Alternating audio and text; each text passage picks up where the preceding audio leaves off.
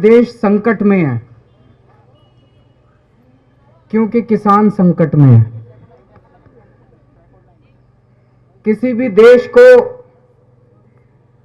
किसान और जवान किसी भी देश की नींव होते हैं, उस देश की फाउंडेशन होते हैं।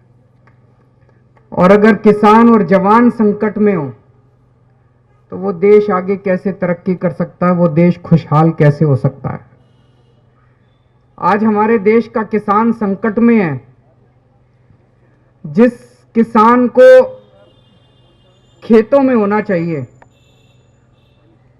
वो इतनी कड़कती ठंड में धरने पे बैठा है। लेकिन मुझे खुशी इस बात की है कि आज पूरा देश किसान के साथ खड़ा है। घर में फौजी किसान के साथ खड़े हैं, जवान किसान के साथ खड़े हैं, खिलाड़ी किसानों के साथ खड़े हैं, बड़ी बड़ी बॉलीवुड की हस्तियां किसानों के साथ खड़ी हैं, वकील किसानों के साथ खड़े हैं, डॉक्टर किसानों के साथ खड़े हैं। इससे जो खबरें आ रही हैं, लोग चाहे सिंगू बॉर्डर ना पहुंच पाए हों, लेकिन आज न जाने कितने अनगिनत लोगों ने, लाखों करोड़ों लोगों ने अपने घर पे उपवास रख के किसानों का समर्थन किया और उनके लिए प्रार्थना किया।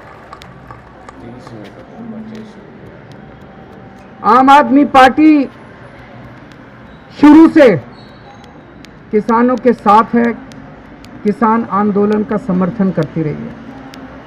आज देश भर में कोने कोने में आम आदमी पार्टी के कार्यकर्ताओं ने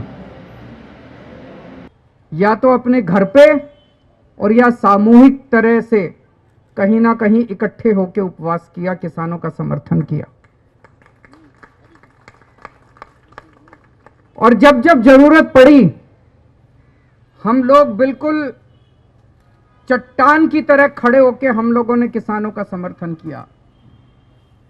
जैसा भी बताया गया कि जब किसान आंसू गैस के गोले झेलते हुए, लाठियां खाते हुए, वाटर कैनन झेलते हुए दिल्ली के बॉर्डर पे पहुंचे तो केंद्र सरकार ने, इन लोगों ने एक प्लान बनाया कि अब इस आंदोलन को कैसे खत्म करें। तो उनका प्लान था कि ये लोग दिल्ली आएंगे, दिल्ली में 9 बड़े बड़े स्टेडियम में इन लोगों को डाल देंगे, बाहर से ताला लगा देंगे और इनका आंदोलन खत्म। किस्मत से वो फाइल हमारे पास आ गई और हमें निर्णय लेना था। भाई साहब, जो प्रेशर आया हमारे ऊपर, इन लोगों ने खूब प्रेशर डाला कि भाई ये फाइल साइन कर दो, फाइल साइन कर दो, ये स्टेडियम बनने दो।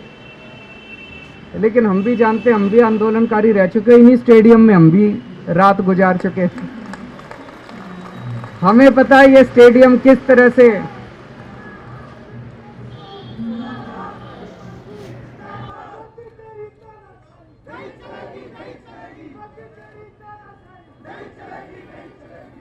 हमें पता है कि किस तरह से आंदोलन को मारने के लिए इन स्टेडियमों को इस्तेमाल किया जाता है।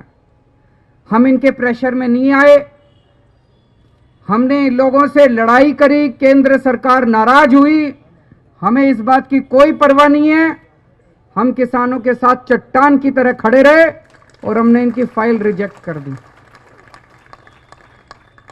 उसके बाद मैंने सारे कार्यकर्ताओं को कहा, और मुझे खुशी है आप में से बहुत सारे लोग एक सेवादार बनके किसानों की सेवा करने के लिए गए हैं। हमारे कई एमएलएज को मैं जानता हूं, हमारे कई नेताओं को मैं जानता हूं। मैंने उनको कह दिया था कोई टोपी पहन के नहीं जाना, कोई झंडा डंडा लेके नहीं जाना, आम आदमी पार्टी का जिक्र नहीं करना। देश बचेगा तो आम आदमी पार्टी बचेगी, किसान बचेगा तो आम आदमी पार्टी बचेगी। आप में से बहुत सारे लोग रात दिन वहां पे सेवा में लगे हुए हैं। आप भी सेवादार बन के गए और मैं भी सेवादार बन के गया, बिना किसी आम आदमी पार्टी का सिंबल लिए मैं भी वहां पे सेवा करने के लिए।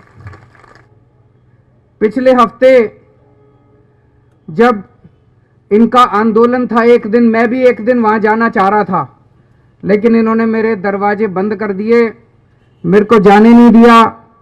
लेकिन अपने को क्या फर्क पड़ता है, आपने घर बैठ के इनके लिए प्रार्थना कर ली, प्रभु से प्रार्थना कर ली कि हे प्रभु, किसानों का आंदोलन सक्सेसफुल हो। और आज उपवास के ऊपर सारी आम आदमी पार्टी बैठी है। यह आंदोलन बहुत पवित्र है। आप लोगों ने देखा होगा किस तरह से बिल्कुल अहिंसा पूर्वक, कोई किसी तरह की कहीं हिंसा नहीं है। इन्होंने लाठियां खाई, हाथ नहीं उठाया। इन्होंने टीयर गैस, आंसू गैस के गोले छोड़े गए, हाथ नहीं उठाया किसी ने। पूरी तरह से अहिंसा के रूप में चल रहा है और किसी पार्टी को नहीं आने दे रहे। ये बहुत अच्छी बात है। कोई राजनीति नहीं होगी, किसी तरह की राजनीति नहीं होने दी जा रही। बहुत पवित्र आंदोलन है ये। आतंकवादी हैं, किसान आतंकवादी हैं। कह रहे हैं कि किसान देशद्रोही हैं, किसान टुकड़े टुकड़े गैंग हैं। कह रहे हैं कि किसान चीन और पाकिस्तान के एजेंट हैं। ये जो किसान बैठे हैं ना, इन्हीं लोगों के भाई, इन्हीं लोगों के बेटे चीन और पाकिस्तान के बॉर्डर के ऊपर देश की सुरक्षा कर रहे हैं।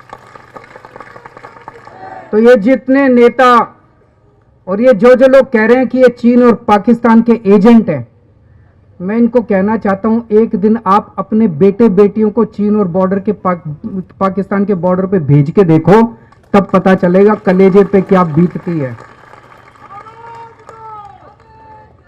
और आप ये सोच के देखो, कितने ऐसे किसान हैं देश भर में, एक ही आदमी के दो बेटे, एक किसान बन गया और एक जवान बन गया। गलत तो नहीं कह रहा जी? ऐसे बहुत सारे लोग हैं।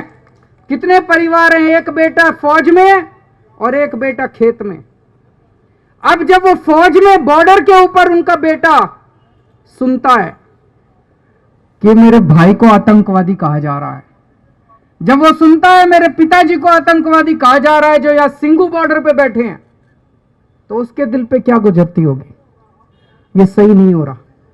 जितने लोग ये राजनीति के तहत किसानों को गालियां दे रहे हैं, किसानों को भला बुरा बोल रहे हैं, मैं उनसे हाथ जोड़ के अपील करना चाहता हूं, ये बंद करें, गंदी राजनीति करना बंद करें। दूसरा, अभी जैसे काफी विस्तार में आपको समझाया गया, ये कानून केवल किसानों के खिलाफ नहीं है, ये कानून इस देश की आम जनता के खिलाफ है। इस कानून के आने से बेइंतहा महंगाई बढ़ेगी। इस